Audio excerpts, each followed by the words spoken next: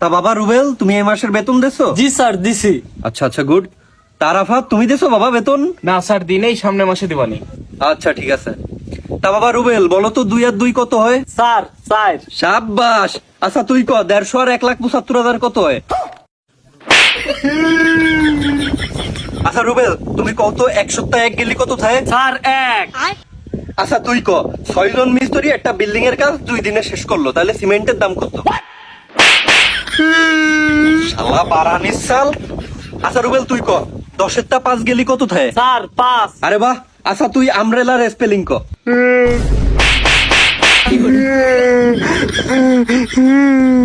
আমির বাচ্চা।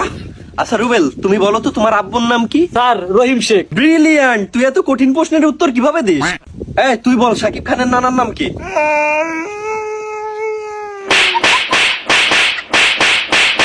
আর আমি কালকে বেতন দিয়ে দিবানি স্যার। মনে থাকে জানো?